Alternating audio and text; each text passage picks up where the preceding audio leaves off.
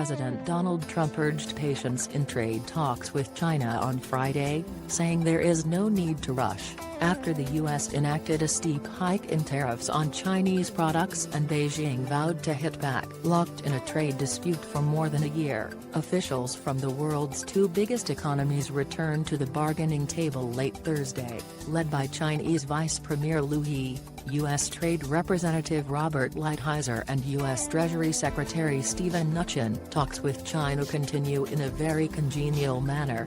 There is absolutely no need to rush, as tariffs are now being paid to the United States by China, Trump tweeted on Friday morning. The U.S. increased punitive duties on $200 billion in imports from 10 to 25% just hours earlier, with the Chinese Commerce Ministry saying it deeply regrets the move and repeating its pledge to take necessary countermeasures. The U.S. president also said that tariffs were in some ways preferable to reaching a trade deal at all. Tariffs will bring in far more wealth to our country than even a phenomenal deal of the traditional kind, Trump wrote, also outlining a plan in which Washington would use money from tariffs to buy U.S. agricultural products and give them to poor countries. Since last year, the two sides have exchanged tariffs on more than $360 billion in two-way trade, gutting U.S. agricultural exports to China and weighing on both countries' manufacturing sectors. Trump began the standoff because of complaints about unfair Chinese trade practices. The U.S. team met with Trump late Thursday night to brief him and agreed to continue discussions on Friday,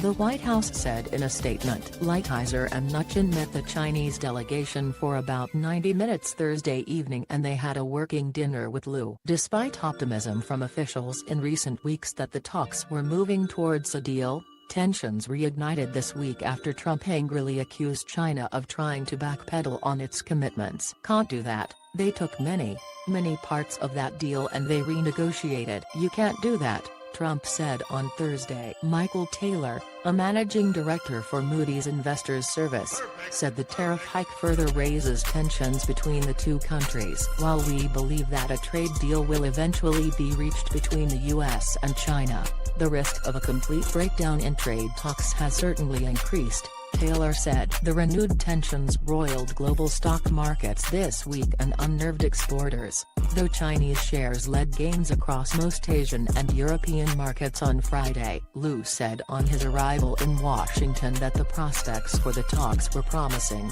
but warned that raising tariffs would be harmful to both sides, and called instead for cooperation. I hope to engage in rational and candid exchanges with the U.S. side, he told Chinese state media. Of course, China believes raising tariffs in the current situation is not a solution to the problem, but harmful to China, to the United States and to the whole world. The higher duty rates will hit a vast array of Chinese-made electrical equipment, machinery, auto parts and furniture. But due to a quirk in the implementation of the higher tariffs, products already on ships headed for U.S. ports before midnight will only pay the 10% rate, U.S. Customs and Border Protection explained. That could effectively provide a grace period for the sides to avert serious escalation. While we are disappointed that the stakes have been raised, we nevertheless support the ongoing effort by both sides to reach agreement on a strong, enforceable deal that resolves the fundamental,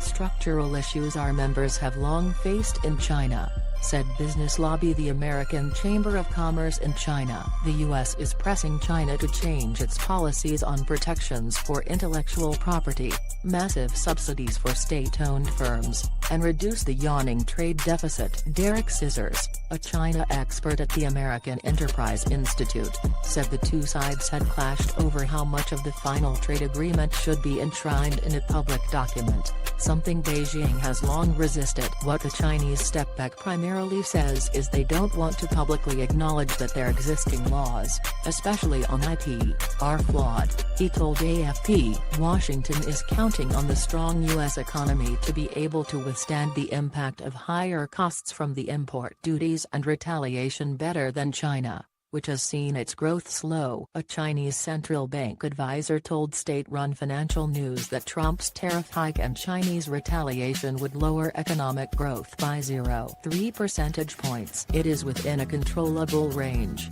the advisor Ma Jun said.